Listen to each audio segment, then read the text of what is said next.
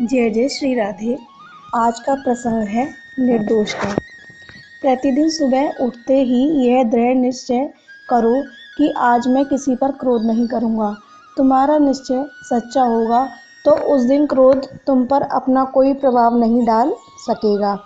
यही बात सत्य, अहिंसा, ब्रह्मचर्य आदि के संबंध में समझो। तुम्हारा निश्चय आत्मविश्वास के बल पर अडिग होगा तो अपने निश्चय के अनुसार ही तुम्हें सफलता मिलेगी। दृढ़ निश्चय में परमात्मा की शक्ति निहित रहती है। निश्चय करो और उसी निश्चय से सबके साथ प्यार करो।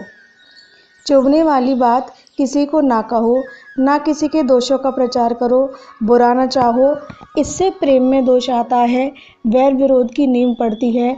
तुम्हारा हृदय साधुतापूर्ण तो उस दिन समझा जाएगा जब तुम्हारे हृदय में किसी के दोषों की स्फुरना ही नहीं होगी।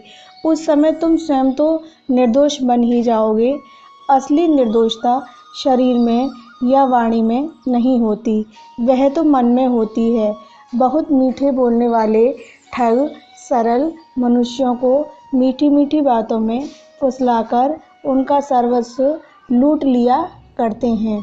वही शारीरिक विनय और मधुर वचन निर्दोष हैं, जो निष्कपट हो और हित की शुद्ध इच्छा से प्रेरित होकर किए और बोले गए हों। पर जब तक विषय चिंतन होता है तब तक ऐसी निर्दोषता नहीं आ सकती। विषयों के चिंतन से चित्त को सदा हटाते रहो। विषयों को महात्माओं ने विष बताया है, वस्तुतः वह विष से भी भयंकर है। विष तो एक ही बार प्राण लेता है, पर विषय विष तो जीव को पापों के गहरे गर्त में डालकर बार बार मृत्यु के चक्कर में डालता है। विषय से यहाँ संसार के भोग्य विषयों से अभिप्राय है, जो आसक्तिवश केवल इंद्रियों की तृप्ति के लिए व्यवहार में आते हैं। उन विषयों से तात्पर्य नहीं जो मनुष्य की सारी इंद्रियों को भगवत की ओर लगाकर उनके मन को पवित्र बना देते हैं। ऐसे विषय तो अमृत हैं। ऐसे विषय भी वे 5 ही हैं: शब्द, स्पर्श, रूप, रस और गंध।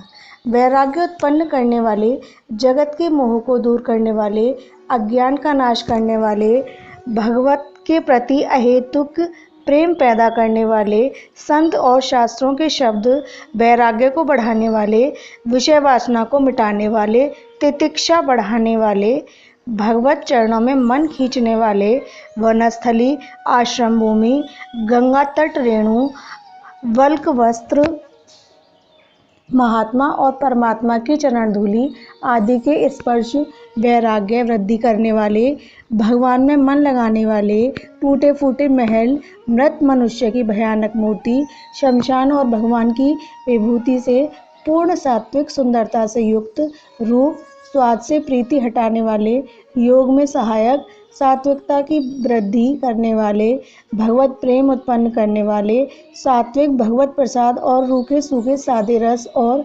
वैराग्य बढ़ाने वाले, रोगी शरीर और मुर्दों की गंध तथा भगवान में रुचि बढ़ाने वाली भगवत विग्रह की दिव्य सुगंधि, ये विषय सात्विक बुद्धि से सेवनीय हैं। इनके सेवन से अंतःकरण पवित्र होता है और भगवान में प्रीति बढ़ती है। भगवत प्रीति का यह अर्थ नहीं है कि भगवत प्रेमी जगत का द्वेषी होता है। हाँ, संसार उसकी दृष्टि में इस रूप में नहीं रहता जैसा साधारण लोगों की दृष्टि में है। भगवान अपनी योग माया का पर्दा हटाकर उसके सामने प्रकट हो जाते हैं। इससे सारा संसार उसे एक भगवान के रूप में ही परिवर्तित दिखता है। अतः वह और भी अधिक उत्साह से सब कुछ अर्पण करके विश्व रूप परमात्मा की सेवा करता है। जब तक स्वार्थ है तभी तक सेवा में त्रुटि रहती है।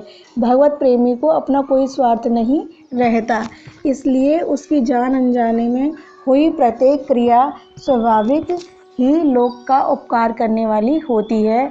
और वस्तुतः ऐसा पुरुष ही सच्चा स्वार्थी है, क्योंकि उसका प्रत्येक कार्य अपने आत्मा परमात्मा के लिए ही होता है।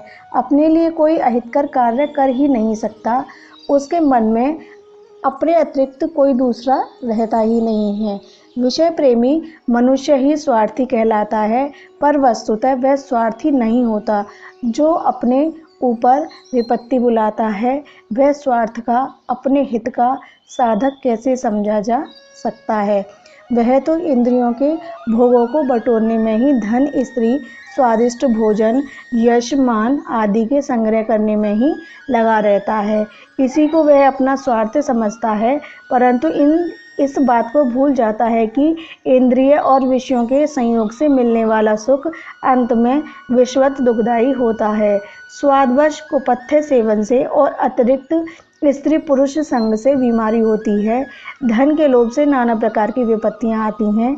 यश मान के बटोरने में, दंभ छल करने में और उनके फल भोगों में बड़े बड़े कष्ट झेलने पड़ते हैं। परिणाम में नरक तो है ही, भला इसको स्वार्थ कैसे कहा जा सकता है। इसमें तो स्वार्थ का, अपने हित का नाश ही होता है। परंतु जब तक स्वार्थ रहता है, तब तक यथार्थ स्थायी सुख कभी नहीं मिल सकता। भगवत प्रेमी पुरुष तो मुक्ति के स्वार्थ का भी त्यागी होता है, ऐसा सुना जाता है। फिर जगत के मामूली पदार्थों की तो बात ही क्या है। इसलिए जहाँ तक बने विषय सुख जनित स्वार्थ का त्याग करो। अपने शरीर, मन, बुद्धि और अपने कहे जाने वाले सब पदार्थ परमात्मा के चरणों में अर्पण कर दो। सच्चा समर्पण वही है जिसमें कुछ भी ना बच रहे। जहाँ तक मनुष्य कुछ बचा रखता है, छिपा रखता है, वहाँ तक समर्पण पूर्ण नहीं होता। पूर्ण समर्पण करो। अंतर में खोज कर एक एक चीज़ उन्हें दे डालो। फिर देखो उनसे प्रेम दृष्टि से तुम किस प्रकार दिव्य आनंद में सरोवर हो जाते हो। उस दिव्य आनंद को पाना ही तुम्हारे जीवन का उद्देश्य है, वही तुम्हारा स्वरूप है।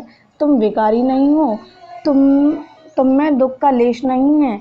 सारा जगत बदल जाए, सृष्टि या प्रलय हो जाए, तुम में कोई परिवर्तन नहीं होता।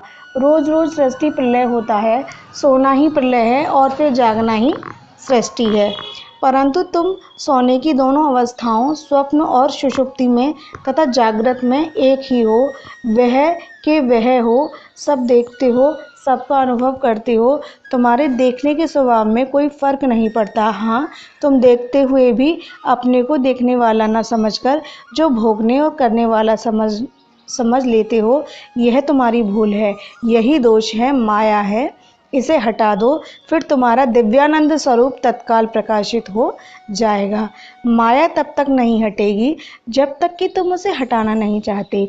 माया ने तुम्हें नहीं बांध रखा है, तुमने माया को पकड़ रखा है। छोड़ दो, जिसकी है उसे दे दो, बस उसी क्षण तुम मुक्त हो जाओगे। परंतु तुम्हारी यह माया की पकड़ है बड़ी अद्भुत। तुम्हारी पकड़ में आते ही माया का जाल बिछ जाता है और तुम उसमें फंस जाते हो। तुम पकड़ते हो, जाल नहीं बिछाते, पर तुम्हारी पकड़ में आते ही उसमें जाल बिछाने की शक्ति आ जाती है, जिससे तुम उसे छोड़ना भूल जाते हो। चारों ओर तुम्हें बंधन ही बंधन दिखाई देता है। इन बंधनों से घबराकर जब उस जाल से निकलना चाहते हो, माया को छोड़ना चाहते हो, तब अनायास ही तुम्हें मायापति भगवान का स्मरण होता है। तुम उन्हें पुकारते हो, व्याकुल होकर टेक लगाते हो, वे तत्काल आकर जाल काट डालते हैं और तब तुम माया को छोड़ उनकी माया उन्हें सौंपकर परम शुद्ध आनंद में हो जाते हो। माया को छोड़ते ही भगवान की गोद में तुम्हें स्थान मिल जाता है। फिर तुम उनके और वह तुम्हारे हैं हो जाते हैं। अंत में तुम और वह दोनों मिलकर एक हो जाते हो। उसके बाद जो कुछ होता है उसे कोई न जान सकता है, न कह सकता है। जय श्री राधे।